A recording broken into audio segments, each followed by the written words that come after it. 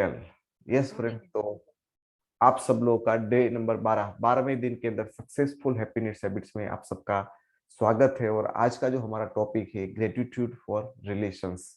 हमारे जितने भी रिश्ते हैं, रिलेशंस, यदि हमारे ठीक नहीं है, कहीं ना कहीं उनके अंदर तनाव है, तो चाहे कितनी भी अच्छी हेल्थ हो, चाहे कितना भी बड़ा पैसा हो, आपको सुकून नहीं मिलेगा लाइफ के अंदर, क्योंकि आपका मन बार बार वहां पे जाएगा। तो हम सब लोग चाहते हैं कि हमारे रिश्ते हैं वो भी एकदम अच्छे रहे, उसमें भी हमें सुकून मिले।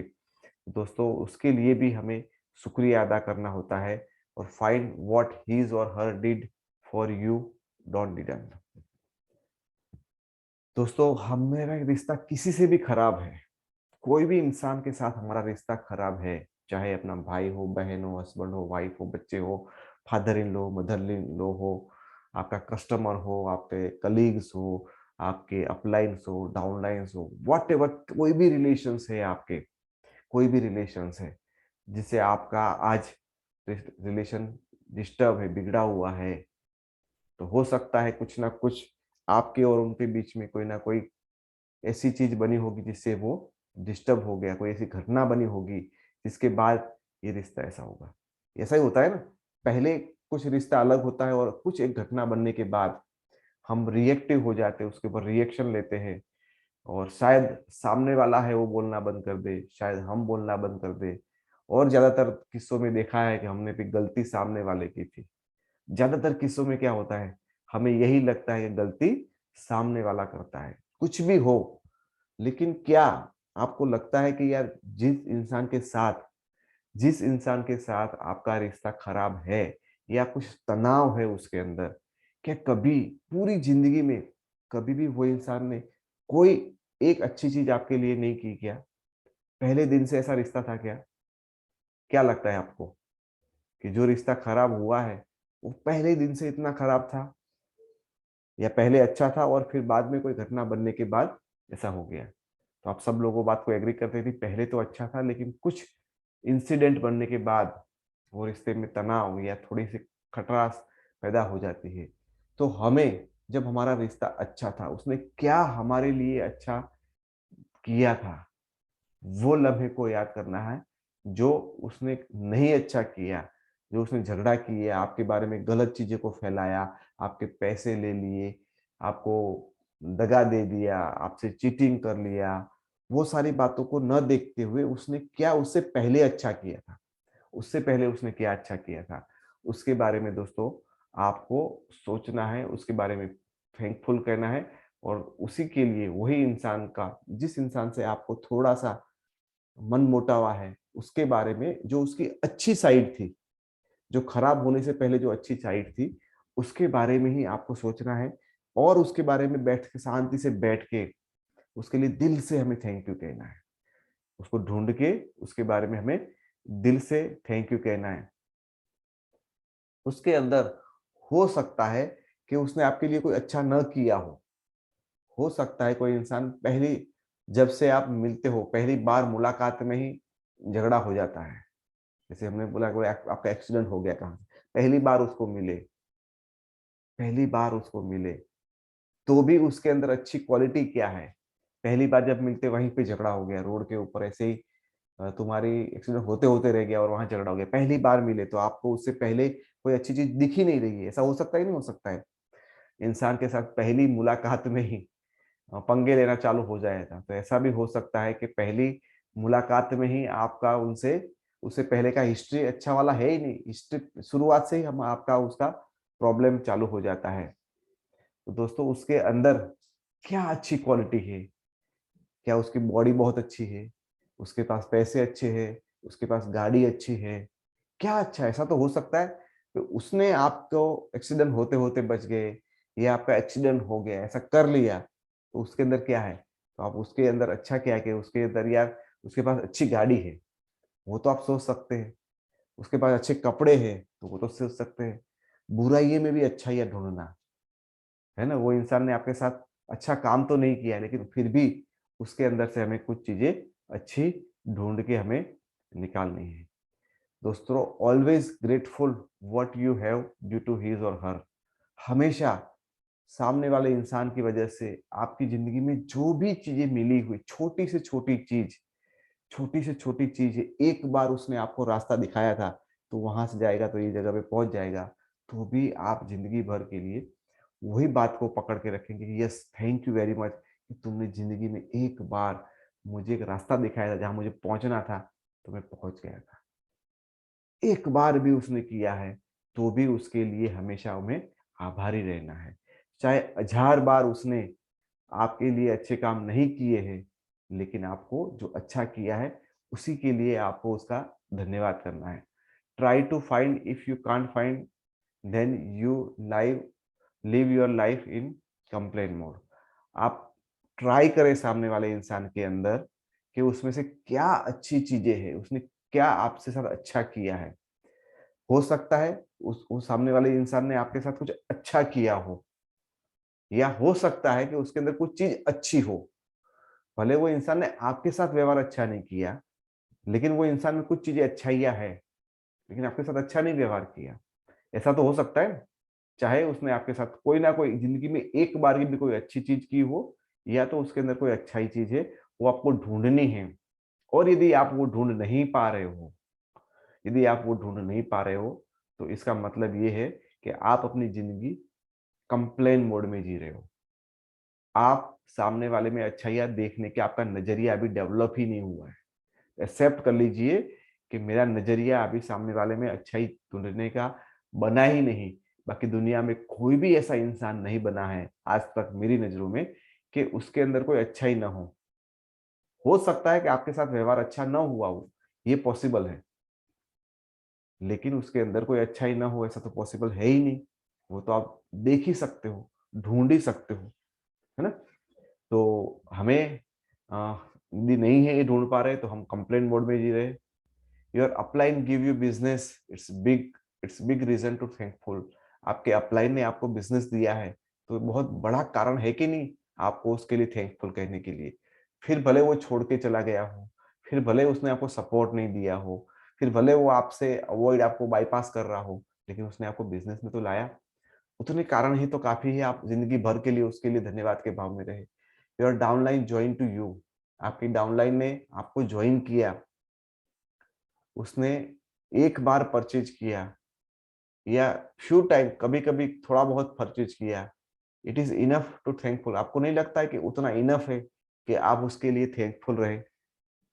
उसने 1 बार परचेज किया, 2 बार किया, या एक ही बार थोड़ा-सा परचेज किया, तो उतना काफ़ी नहीं है कि आप उसके लिए धन्यवाद करें?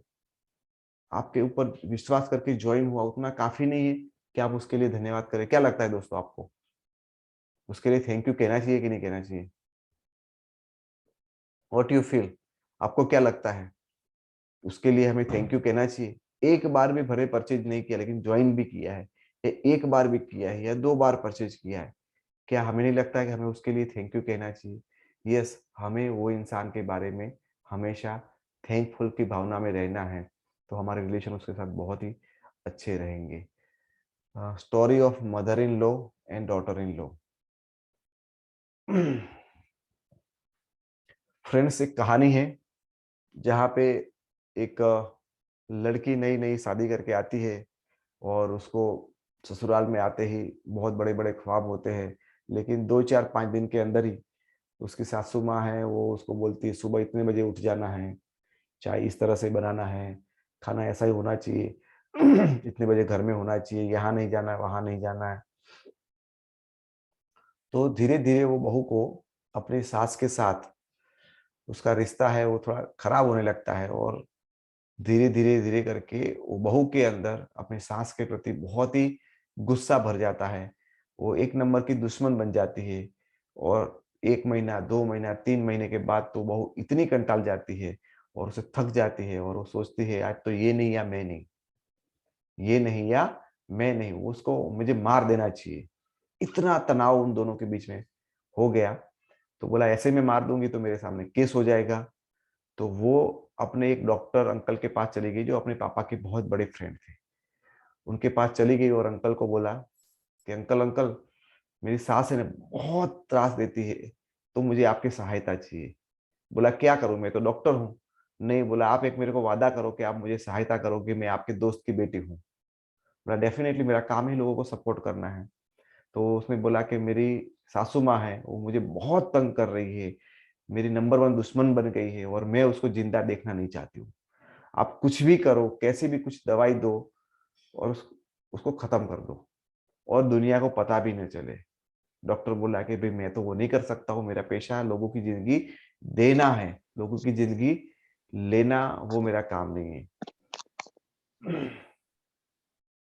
तो उसने फिर भी बहुत ज़िद किया वो लड़की ने कि नहीं आप मेरे अच्छे अंकल हो, मेरे पापा के बेस्ट फ्रेंड हो और आपको मेरे लिए इतना तो करना ही पड़ेगा। तो ऐसा कुछ दवाई दीजिए ताकि 5-6 महीने के अंदर मेरी सासू माँ खत्म भी हो जाए और किसी को हाथों-हाथ पता भी नहीं चले कि ये मर्डर था या नेचुरल डेथ थी। तो बहुत रिक्वेस्ट करने के बाद वो अंकल ने वो उनको कुछ गोलियाँ लिख के देते हैं। बोला ये जो गोलियाँ है मैं तेरे को दे रहा हूँ, तू ले जा और हर रोज़ सुबह और शाम को अपनी सासू माँ को दूध के साथ उसको दिया कर।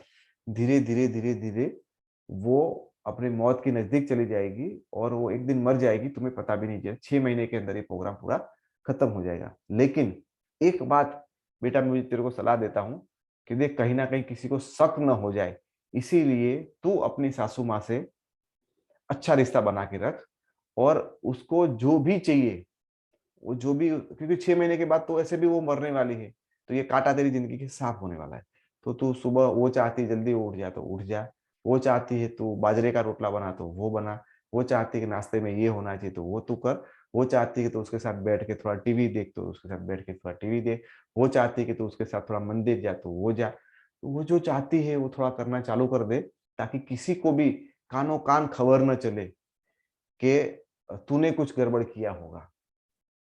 तो बोला ठीक है अंकल आप बोलते हो तो 6 महीने ही तो मुझे निभाना है। तो वो दूसरे दिन जाके अपनी सासू माँ को सुबह जल्दी उठ जाती है और सासू माँ के पैर छूती है और बहुत बोला आभार आपका धन्यवाद और माताजी अभी पूजा पाठ का पूरा व्यवस्था हो गया है, चलो हम पूजा करते हैं, ये करते हैं। आपको आप बोले थे ना आपके लिए ऐसी कड़क चाय बनानी थी वो बनाई है, आपका मनपसंद पोहा बना है आप खा लीजिए। तो ऐसे-ऐसे वो जो भी सासू माँ जो डिमांड करती थी, उसी के हिसाब से वो अपनी सारी चीज़ों को करना चालू कर देती है। 1 दिन होता है, 2 दिन होता है, 5, 10, 15 दिन। 15 दिन के बाद सासू माँ अपनी बहू को बुलाती, "बेटा इधर आ।" तो बेटे को बहू को गले लगाती है और बोलती है, "बेटा एक काम कर, ये मेरे पास 5000 रुपए है, तो तू तेरे पास रख और तुझे जो भी गहने लाने हैं, जो भी लाना है, वो लेके आ।" तो बहू तो और खुश हो जाती है। फिर 2, 4, 5 दिन के बाद होता है, बहू को अपना मनपसंद जो भी खाना अच्छा लगता है वो मार्केट से लेके आती है और बुलाती बेटा इधर आ जा, आज तेरा मनपसंद मैं खाना लेके आई हूँ, चल हम दोनों माँ-बेटी बैठ के खाते हैं। फिर 2 दिन के बाद वो वापिस वो सासू माँ है, उसको बोलती है बेटा अभी मैं तो मेरी उम्र हो गई, एक काम कर, ये पूरी घर की ज़िम्मेदारी तिजोरी की चाबी मैं तेरे को दे रही हूँ। और फिर बोलती है, "एक काम कर तू और अपने फैमिली के अपने हस्बैंड के साथ तुम पिक्चर देखने चले जाओ, मैं यहाँ पे रुक के खाना-वाना बना देती हूँ।" तो 1 डेढ़ महीने के अंदर ही ऐसा हो गया कि सासू माँ को लगा कि यार मेरी बहू तो दुनिया की सबसे बेहतरीन बहू है, कितना मेरा ख़्याल करती है। सेम उसी तरह से वो बहू को भी ऐसा लगता है कि मेरी सासू माँ तो कितनी अच्छी हो गई। मेरी सासू माँ मेरी माँ से भी ज़्यादा मुझे केयर करती है। मेरी मम्मी भी तो मेरे लिए इतना अच्छा खाना नहीं लेके आती थी। मेरी मम्मी इतना मुझे केयर नहीं करती थी। हर चीज़ का वो सासू माँ मेरा ख़्याल रखती है। तो डेढ़ 2 महीने के अंदर पूरा परिस्थिति बदल गया। अभी बहू को ऐसा लगता है कि नहीं मैं अभी सासू के बगैर तो नहीं रह सकती हूँ। उसके साथ बैठ के हँसी-मज़ाक करना, उसके साथ बैठे बातें करना, टीवी देखना, बच्चों के साथ खेलना बहुत अच्छा लगता है और वो है तो मैं मेरे बच्चों को भी आराम से या सब कुछ पूरी फैमिली को अच्छी तरह से वो सँभाल रही है, तो बहुत अच्छा लगता है। तो फिर उसके मन के अंदर टेंशन आ रहा है कि मैंने तो यार कितना बड़ा पाप कर दिया है। हे भगवान! मेरी सासू माँ तो इतनी अच्छी है और मैंने उसको मारने का षड्यंत्र किया। वो दौड़ते, दौड़ते, दौड़ते अपने अंकल के पास जाती है, डॉक्टर के पास और बोलती है कि अंकल, अंकल एक काम करो कुछ भी हो जाए, ऐसी कुछ दवा दो कि मेरी सासू माँ नहीं मरे। अरे! क्या हो गया? तो 2 महीने पहले तो बोल रही थी कि कैसे भी करके मेरी सासू माँ मर जानी चाहिए। आज क्या हो गया कि वो नहीं मरनी चाहिए? नहीं, नहीं अंकल मेरी सासू माँ है ना, बहुत सुधर गई, बहुत अच्छी हो गई, मेरी माँ से भी अच्छी हो गई है और मैं उसके बगैर अभी नहीं रह पाऊँ। She is my best friend, मेरी अच्छी फ्रेंड बन चुकी है और मुझे लगता है कि वो तो मेरी ज़िंदगी में होनी चाहे मेरे को कुछ हो जाए, मेरी सासू माँ को कुछ नहीं होना चाहिए। तो अंकल ने बोला हँसते हुए कि बेटा बहुत अच्छा हुआ और मैंने जो गोलियाँ दी थी ना, तू चिंता मत कर, वो मरने की गोलियाँ नहीं दी थी। उसको मैंने विटामिन्स की गोलियाँ दी थी, जिससे कि उसकी सेहत और अच्छी बन जाए। लेकिन मैंने तुझे बोला था कि तू ऐसा व्यवहार कर उसके साथ कि उसको लगे कि नहीं तू उसकी तारीफ़ उसके उसके साथ है, तू उसका ख़्याल रख रही है। तूने जैसे तेरा व्यवहार बदला, सेम उसी तरह से उसका भी व्यवहार उसी तरह से बदलने लगा। जैसे तू एक अच्छी बहू बनना चालू हो गई, तो अपने आप वो सामने से अपने आप एक अच्छी सासू माँ बनना चालू हो गई। तो दोस्तों हर रिलेशन के अंदर यदि हमें वो रिलेशन अच्छे करने हैं, सेम उसी तरह से हमें हमारा इंटरनल चीज़ें हैं, हम उसके बारे में कितना थैंकफुल कह सकते हैं, जितना अच्छी तरह से वो करेंगे, उतना ही हमारा रिलेशन है वो अच्छा हो गया। सर्च एनी वन रिलेशन और अपलाइन और डाउनलाइन योर कंप्लेन। आप ऐसा कोई भी एक रिलेशन ढूँढें, चाहे अपने अपलाइन के अंदर, चाहे अपने डाउनलाइन के अंदर हो या दुनिया का कोई भी ऐसा रिलेशन जिसके अंदर आपको तनाव है। कोई भी ऐसा रिलेशन, एक रिलेशन को आप ढूँढें जिसके लिए आपको उनके लिए कंप्लेन है, उनके लिए आपके मन में अच्छी भाव नहीं है। Can be thankful rather than complain. क्या हम उसके लिए कोई ना कोई चीज़ के लिए थैंकफुल कर सकते हैं क्या? क्या कोई ना कोई चीज़ के लिए हम उसके लिए थैंकफुल हो सकते हैं क्या? कोई ना कोई ऐसी कोई चीज़ हम ढूँढ सकते हैं, यदि हमने वो ढूँढ लिया और उसके लिए बार-बार हर रोज़ डेली हम उसके लिए वही चीज़ को पकड़ के यदि हम थैंकफुल करते हैं, तो हमारा रिलेशन है वो वहाँ से ठीक होना शुरू हो जाता है। लगता है आपको 15 दिन, 1 महीना, 2 महीना, लेकिन आपके रिलेशन है वहाँ से ऑलरेडी बेटर हो जाएँगे। यदि वो इंसान ज़िंदा नहीं है, यदि वो इंसान ज़िंदा नहीं है और कहीं ऊपर चला गया है और उसके साथ कोई गिला-शिकवा आपको रह गया है, फिर भी आप उसके बारे में इसी तरह से दोस्तों थैंकफुल करते हैं, तो जो भी गिला-शिकवा था आपके मन के अंदर, जो भी आपके अंदर तनाव था, वो तनाव आपका 100% वहाँ से कम हो जाएगा। यदि इस तरह से करते हैं, तो दोस्तों हमारा जो रिलेशन है, वो बहुत ही बेहतरीन वहाँ से होना शुरू हो जाता है और हमारे मन के अंदर जो तनाव है, वो रिश्ते के बारे में वो हम ठीक कर सकते हैं दोस्तों। और ये बहुत ही अच्छी तरह से हम लोग यहाँ से कर सकते हैं। आइए दोस्तों अभी हमारा असाइनमेंट देख लेते हैं। हमें 5 कमिटमेंट हमारी वर्कबुक के अंदर लिखने हैं। हमारे ड्रीम या नीड्स कुल मिला के 5 हमें उल्टे हाथों से वर्कबुक में लिखने हैं। 5 एप्रिसिएशन जो हमने कल किए थे वो लिखने हैं। परमानेंट ग्रैटिट्यूड 5 हमें लिखने हैं। हमें मैजिक रॉक की एक्टिविटी करनी है रात को और 10 थैंक यू हमारे यस्टरडे के जो है वो हमें अपने वर्कबुक के अंदर लिखना है। 5 से 10 मिनट हमें विजुअलाइज़न करना है और हमारे जो हम लोगों ने कल जो देखा था, हमारा ड्रीम पे आउट, उसका हमें प्रिंट लेके विज़न बोर्ड पे लिखाना है। Write down 5 great things of your mentor, Vestige, system, team जय हो और उसके थैंक यू। आपको 5 ग्रेट थिंग्स अपने मेंटर के बारे में, वेस्टीज के बारे में और सिस्टम जो भी है जिसकी बदौलत आप है, उसके लिए आपको 5 अच्छी चीज़ों लिखनी है और उसके लिए हमें थैंकफुल कहना है। Write down 5 great things for team and से थैंक यू। आपकी टीम के लिए 5 ग्रेट थिंग आपको लिखनी है और उसके लिए आपको थैंक यू करना है। तो दोस्तों ये था हमारा डे नंबर 12 का